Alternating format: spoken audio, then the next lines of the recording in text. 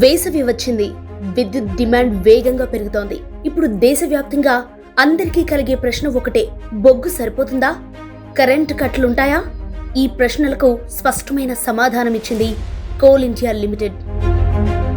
దేశంలో బొగ్గు కొరత అనే మాటకే ఆస్కారం లేదు. ఫిబ్రవరి 26, 2026 నాటికి కోల్ ఇండియా పిట్ హెడ్స్ లోనే 115 మిలియన్ టన్నుల బొగ్గు నిల్వ ఉంది. గత ఏడాది ఇదే సమయంలో ఇది కేవలం 90 మిలియన్ టన్నులు మాత్రమే. దేశీయ బొగ్గు ఆధారిత థెర్మల్ పవర్ ప్లాంట్ల వద్ద ఫిబ్రవరి 25 నాటికి 55 మిలియన్ టన్నుల బొగ్గు నిల్వ ఉంది. ఇది ఈ కాలానికి ఇప్పటి వరకు గరిష్ట స్థాయి.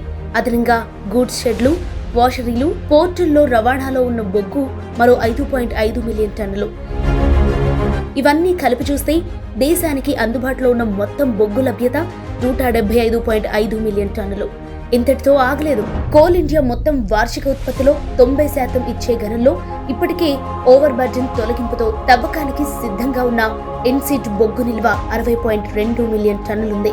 అంటే అవసరమైతే తక్షణమే సరఫరా చేసే స్థాయిలో బొగ్గు సిద్ధంగా ఉంది. పిట్ హెడ్స్ లో నిల్వలు, పవర్ ప్లాంట్ల వద్ద స్టాక్, గనుల్లో సిద్ధంగా ఉన్న బొగ్గు, ఈ 3 దశల బఫర్ సిస్టమ్ వేసవి పీక్ డిమాండ్ కైనా దేశాన్ని పూర్తి స్థాయిలో సిద్ధం చేస్తోంది.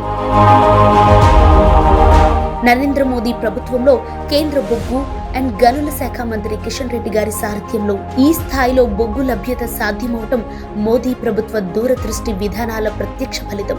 బొగ్గు దిగుమతులపై ఆధారాన్ని క్రమంగా తగ్గిస్తూ దేశీయ ఉత్పత్తిని బలోపేతం చేసి దేశ శక్తి భద్రతను పటిష్టం చేస్తున్న ప్రభుత్వం ఇది. అంతర్జాతీయ బొగ్గు ధరల ఊగిసలాటకు లొంగకుండా, విద్యుత్ సరఫరాకు ఎలాంటి అంతరాయం లేకుండా భారతదేశ ప్రయోజనాలను కాపాడుతున్న ప్రభుత్వం ఇది. మోదీ ప్రభుత్వంలో బొగ్గు రంగం బలంగా, విద్యుత్ భద్రంగా, భారత్ అడ్డంకులు లేని అభివృద్ధి మార్గంలో దూసుకెళ్తోంది.